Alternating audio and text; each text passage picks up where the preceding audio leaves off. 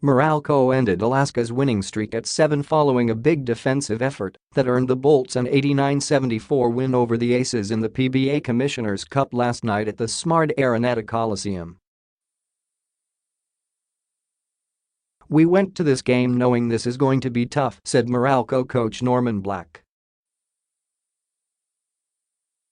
"I told the players that something had to give. Alaska's scoring 108 points and we're allowing opponents to 87 points. It's either their offense or our defense. We came out playing good defense and it was exceptional tonight. We also had a good balanced scoring with lots of our guys scoring," added Black. The Bolts held the Aces to 32 of 84, 38.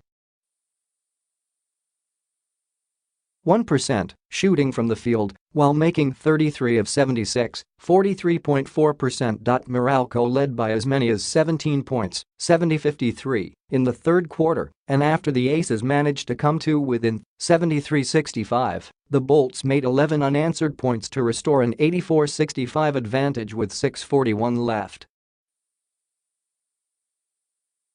Newsom, a third-year guard, led Meralco with 18 points, while Baser Amer and Dillinger contributed 17 points apiece. Onuaku chipped in 14 points and 23 boards for the Bolts. The fourth straight victory lifted the Bolts into a tie for second spot with the Aces with similar 7-2 cards behind Rain or Shine's 8-1 card. The Bolts are in a good spot to make a run for the top 2 positions. That will earn them a twice-to-beat bonus in the quarterfinals. "We still control our own fate. We have to continue to play well and good basketball," said Black. Alaska suffered its first setback in nearly 2 months. Calvin Abueva again missed the game for Alaska, which also played sans injured rookie Jiren Tang.